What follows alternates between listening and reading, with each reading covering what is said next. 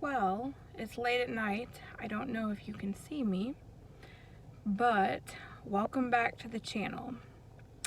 I am starting this vlog out after I've gotten off work. It's past 11 p.m. I close where I work, and so I'm getting ready to be on the way home, and I thought I would chat with you about Lexi's oncology appointment tomorrow morning and give you a little update about what's been going on with her.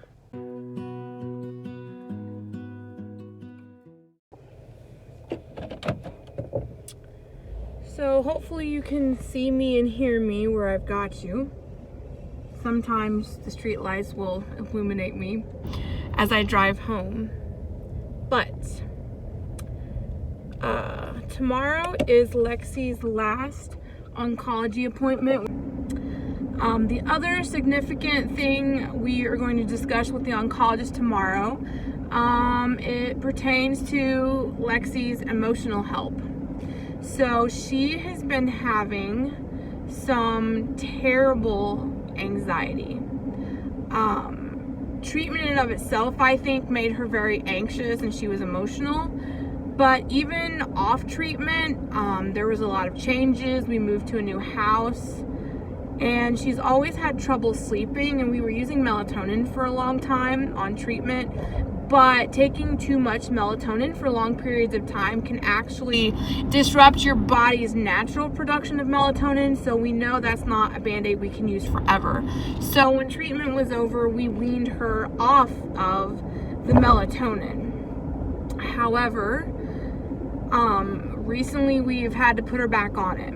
So when we moved to our new house, definitely an adjustment period. So she loves her new room, but when she goes to sleep, she likes for us to sit in her little reading nook in the corner in that chair, and we'll just be on our phone or scrolling or whatever there in the dark while she sleeps. And after she's fallen into a good sleep, we'll just sneak out, and then she sleeps in her own bed all night. And that worked fine all through kindergarten. And eventually we were hoping to transition to where we didn't have to be in there. We could just tuck her into bed and then shut the door and she could go to sleep on her own. We're just not at that point yet. So then fast forward to this summer, and progressively she's been waking up more at night and having a lot of anxiety surrounding nighttime. She's having a hard time falling asleep. And so we were just like not sure where it was coming from and what was causing this. So then maybe less than a month ago, she tells us that she had a really scary dream. And we live near, very near, in fact, to the Mississippi River. And when we drive to visit my husband at his work, we drive by the downtown area by the casino where the boat's at, and it's on the Mississippi River. So she knows that that's a big body of water there. And she said, you know, the lake we always drive by, Mom. And I was like, oh, you mean the Mississippi River? And she goes, yeah, I dreamed that all of us were there fishing. She was talking about me and my husband and her. We were all fishing on the Mississippi River, and while we were fishing, she dreamt that, she called it a dummy. She said a dummy floated up on the water, and I said, a dummy? What do you mean a dummy? And she goes, you know, a person, a dead body floated up on the water. And I could not believe my ears when my daughter told me that a dead body floated up on the Mississippi River. I was completely shocked.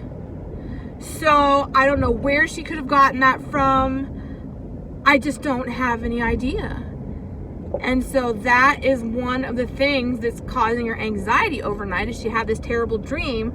So now she's really afraid to go to sleep because she's afraid she's going to have that bad dream again. So we've had to put her back on the melatonin. And even sometimes when we try to get her to sleep with melatonin, she still wakes up in the middle of the night, or she still has a hard time going to sleep. So we know we can't continue on this way because she's going to start first grade in the fall, and she needs all the rest she can get so she can function during school during the day. So we're just not for sure what's going on, where this dream could have come from, if it's really stemming from this dream, or could this be PTSD from treatment, which can totally happen. I mean, she went through 2.5 years of hell and back, so anything's possible. So at this point, when I go tomorrow, we're just going to ask the oncologist for a referral for a therapist. We just like to go see a therapist. Don't necessarily want any medication. We're trying to avoid that. She's already had so much done to her little body. We'd rather just try to work on this naturally if we can.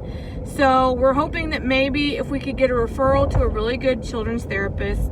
I'm sure the hospital has some, especially, you know, with everything she's been through. Maybe they would have skills to talk to her in a way that maybe my husband and I aren't getting through. Like, maybe we're not asking the right questions or doing the right things, or we would love to have some coping skills or maybe help her work through whatever is going on so she doesn't have this anxiety. So that's the plan for tomorrow, and then she'll also just be getting her normal labs, her poke as she calls it. So I just want to jump on here the night before because tomorrow morning, whenever we have to get out the door, it is going to be really quick. And also because I didn't want Lexi to hear what I was saying, because she doesn't mind if I share her issues with the world. She told me I can share about it, but she doesn't like to talk about it because it I wouldn't say embarrassed, but it just kind of gives her anxiety talking about it if you bring up the dream and stuff. So I didn't want to say it around her. So anyhow, we will see you tomorrow morning on the way to the big hospital.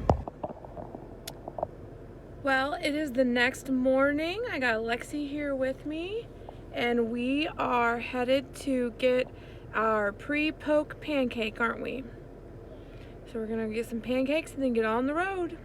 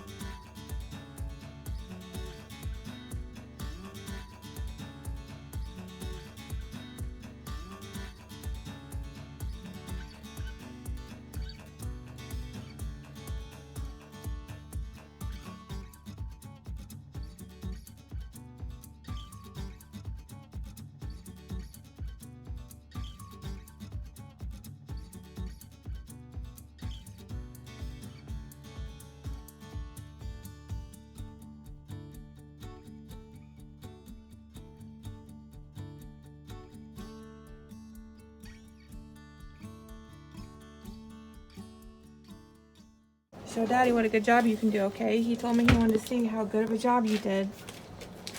Give him Daddy a thumbs up? Yes. Just gonna breathe. Do you need to hold my hand? We're just breathing. Very good. I was hearing that. Okay. You went on a little trip, huh? She hasn't started yet. It's okay. Just breathe deep. Did you drive up to Chicago or did you fly? We did. We road tripped in our van. Road tripping. That's so fun. Since it's not too far, like, had it been farther, we might have thought about flying, but. Just looking right now, okay? And we stayed in the Hyde Park area, so we were right off of Lakeshore Drive. So right across the street was Lake Michigan, which was nice. Nice. How was the lake? Was it clear?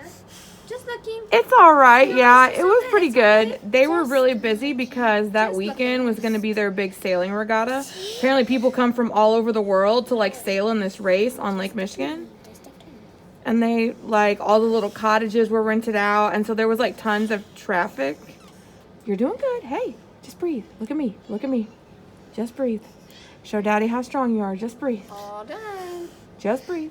You're good. Breathe. Nice deep breaths. You're okay. Just breathe. See, look at this, Daddy. She's doing such a good job. I'm gonna send this to Daddy while he's at work, okay? You're doing good. It's okay. Take slower breaths. Can you take slower breaths? Slow. Just breathe slower. Do you like bubbles? There it goes. We were just breathing a little too fast. I think so. Hyperventing a little bit there. I guess I'd rather heard that than the other way. Yeah, So- that's true. That's true. Oh, look at that. Did you get distracted by the bubbles? You love bubbles, don't you? Look at that. You're all done. Did you notice you're all done? No. You didn't even notice, silly. It's so Good good. job. High five.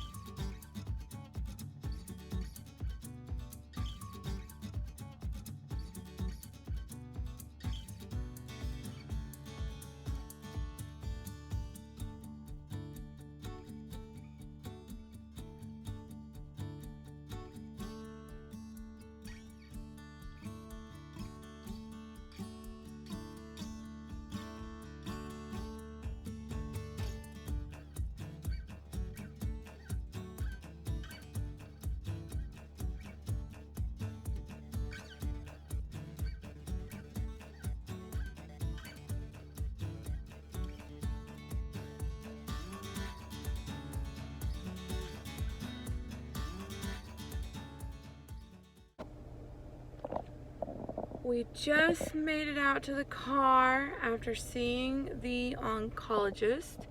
Lexi did a great job with her poke, didn't you? Yes. And then we saw the nurse practitioner for the oncology department. Our oncologist, our attending, left to go take a job in Chicago where she'll be helping with trials. I think I mentioned that in another video. So they do have a new oncologist that we could see that's our new attending. However, since we literally just have one appointment left before we switch over to survivorship, I thought it was this appointment. Apparently it's next appointment and then we switch over to survivorship. So her next appointment is in September. And then after that, we'll see survivorship. So all in all, the appointment went well. Her ANC dropped 1,200 points from last time, which had us a little concerned. Like my husband and I, as soon as I saw the results come in, like we always text back and forth. And I give him the numbers from the current month, the month we're in now. So what the labs they just popped into her chart on my phone. And then I give him the numbers from last month. So we have a way to compare them. And last month her ANC was 1,200 points higher. But of course, you know, the MP said unless it becomes a trend of them staying low, it's going to fluctuate post-treatment and any type of illness or virus. And she was fighting the croup and that rash the last time in May. So maybe that could have artificially elevated her count. So she was trying to fight off that virus. What are you doing, silly goose? So it could be any number of things. So we're just going to be okay with that. She said, unless I look at the trend and you're overall trending down, I don't really feel like we need to do anything else. And we're like, okay. And then we talked a lot about your anxiety, didn't we? Yes. And they gave us a number to call. It's a referral for setting up an appointment for therapists in our area. She said, unfortunately, a lot of them have a wait list. So we're going to call and get on the wait list. And then also, she suggested, and I'd been thinking about this in the back of my mind, using a weighted blanket. So maybe that might help her at night get a little bit more sleep, better sleep, because it kind of has that weight, so it feels like somebody's next to you or has their arm around you kind of thing. And I feel like maybe that might help her because it's like clockwork. As soon as that melatonin wears off, she is up for the day. So the other thing she suggested, instead of us, mainly me, going in there and sleeping on a blow-up mattress in her room, we could always bring a small mattress on the floor in our room and say, okay, if you wake up in the night, you can come into our room.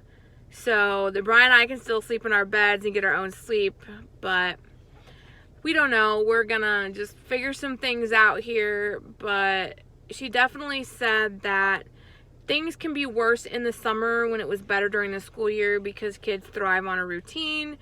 And she does have to do chores and things around the house, but then, you know, unless we've got something going on, like picking up my father-in-law's grocery order or whatever, or swim lessons, then she has the rest of the day to play. So she's thinking that once school starts again, that will help. She also did say that it's not uncommon at all, and she said most kids benefit from speaking to a therapist post-treatment just to work through any issues they might have and how things made them feel. So I think this is going to help us. So what do you feel, Lexi? Was today a good day? Yeah. So shall we go home and get some lunch? We got to drive back across the river. Yeah. So what do you want to tell everyone? Subscribe and hit the bell to be notified when we upload another video. Bye.